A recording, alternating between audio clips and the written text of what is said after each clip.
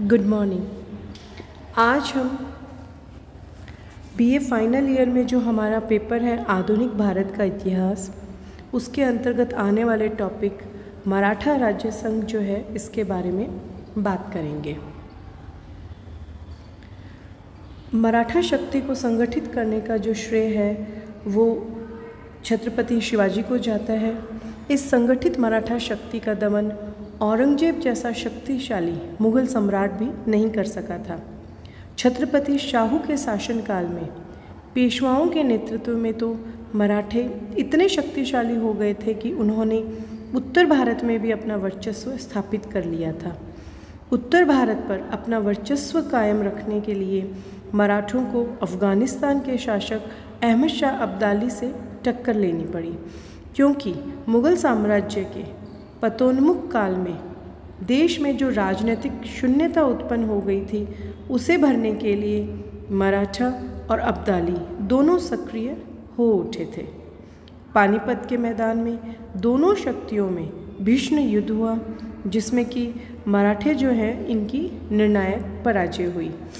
अतः हम कह सकते हैं कि पानीपत के युद्ध में मराठा शक्ति जो है इस पर भीषण प्रहार हुआ, किंतु मराठों की शक्ति निर्मूल नष्ट नहीं हुई। पेशवा माधवराव प्रथम ने मराठे जो थे उनमें पुनः उत्साह और अनुशासन की स्थापना की, किंतु ऐसे योग्य पेशवा माधवराव प्रथम की 18 नवंबर 1772 ईस्वी में उनकी मृत्यु हो गई। मराठों के लिए उनकी जो मृत्यु थी ये पानीपत से भी अधिक घातक सिद्ध हुई। उनकी मृत्यु के बाद मराठा शक्ति छिन्न भिन्न हो गई और मराठा दरबार षड्यंत्रों का अड्डा बन गया। मराठा सरदार अपनी अपनी व्यक्तिगत महत्वाकांक्षाओं को पूरा करने में लग गए।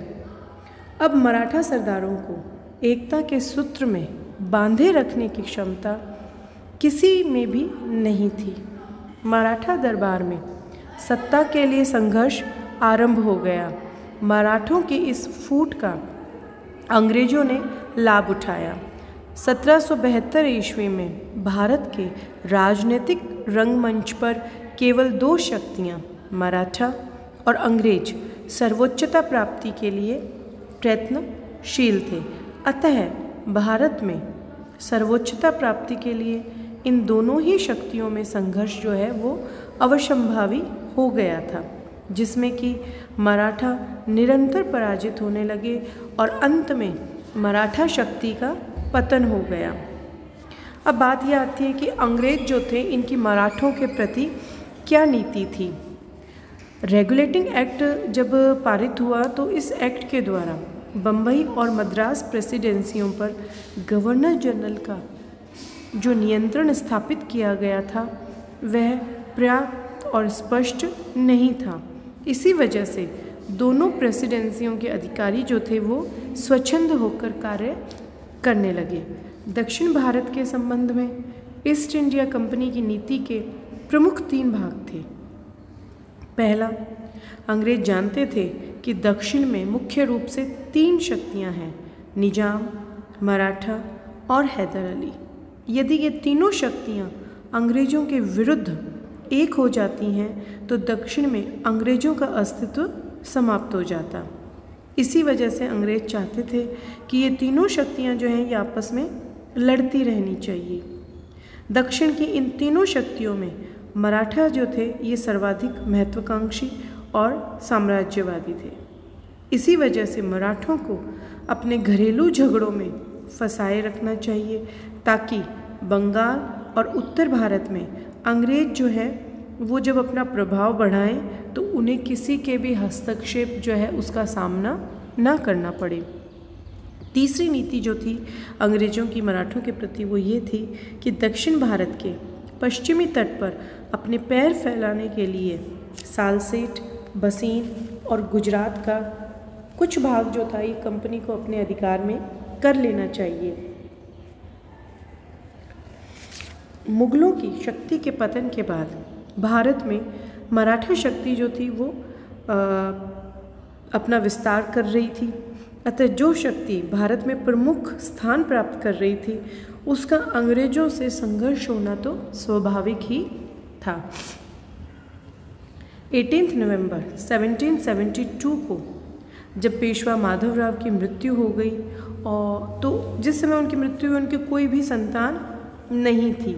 इसी वजह से उनके जो भाई थे नारायण राव पेशवा की मनसब पर बैठे, लेकिन इनका जो चाचा था राघोबा, जिसका नाम रघुनाथ राव था, वो स्वयं पेशवा बनना चाहता था।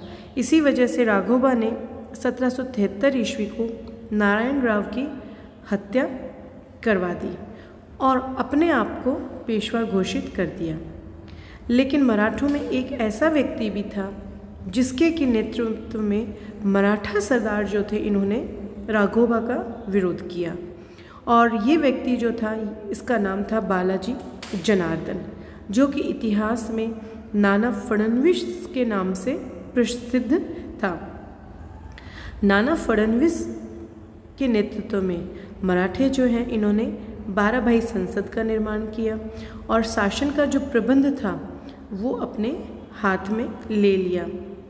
लेकिन अब इनके सामने एक प्रमुख समस्या जो आई इस 12 भाई जो संसद थी इसके सामने, वो ये थी कि पेशवा किसको बनाया जाए, क्योंकि जिस समय नारायण राव की जो मृत्यु हुई थी उस समय उनकी पत्नी जो है वो गंगाबाई गर्भवती थी और गंगाबाई के अप्रैल 1774 ईस्वी में एक बालक जो है ये पैदा हुआ और इस बालक का नाम माधवराव द्वितीय रखा गया। 12 भाई संसद ने माधवराव द्वितीय जो थे इनको पेशवा घोषित कर दिया और नाना फडणवीस जो थे इनको उसका संरक्षक नियुक्त कर दिया गया। 12 भाई संसद ने राघोबा को गिरफ्तार करने का आदेश दे दिया। अब राघोबा जो है ये भागकर बम्बई आ गया और इसके बाद कंपनी की जो बम्बई शाखा थी उसमें और राघोबा में इन दोनों के बीच में मार्च 1775 ईस्वी को संधि हो गई, जिसे कि सूरत की संधि कहा जाता है। ये जो संधि थी इसमें मुख्य रूप से जो बातें तय हुई थी वो इस प्रकार से थी कि अंग्रेज जो है वो राघोबा को पेशवा बनाने में मदद करेंगे। राघोबा कंपनी की जो बम्बई शाखा है उसको थाना, बसीन, सालसेट और जम्बूसर जो कि गुजरात में आता था ये प्रदेश जो है ये देगा। राघोबा की सुरक्षा के लिए कुछ अंग्रेज सैनिक जो है वो पूना में रखे जाएंगे, लेकिन इनका जो खर्चा है वो राघोबा कंपनी को अदा करेगा। और अगला, अपनी सुरक्षा के बदले राघोबा कंपनी की जो बम्बई शाखा है उसको 6 लाख रुपए देगा। यदि राघोबा पूना से कोई समझौता, शांति समझौता करेगा तो उसमें अंग्रेज जो हैं ये भी सम्मिलित रहेंगे, यानी कि अंग्रेजों के बिना वो किसी भी प्रकार का पूना के साथ समझौता नहीं करेगा। कंपनी की जो बम्बई शाखा है उसने इस संधि जो है की थी ये गवर्नर जनरल को बिना पूछे जो है ये की थी, तथा रेगुलेटिंग एक्ट के द्वारा कंपनी की जो बम्बई शाखा है वो इसके लिए अधिकृत नहीं थी। संधि के पश्चात हॉर्नबाई जो है उन्होंने केवल पत्र लिखकर इसकी सूचना गवर्नर जनरल को भेज दी थी। इस संधि के कारण ही आगे चलकर हम देखते हैं कि अंग्रेज और मराठे जो हैं इनमें संघर्ष का सूत्रपात हुआ। राघोबा ने अपने व्यक्तिगत स्वार्थ के कारण संपूर्ण मराठा जाति जो थी इसकी प्रतिष्ठा का बलिदान कर दिया।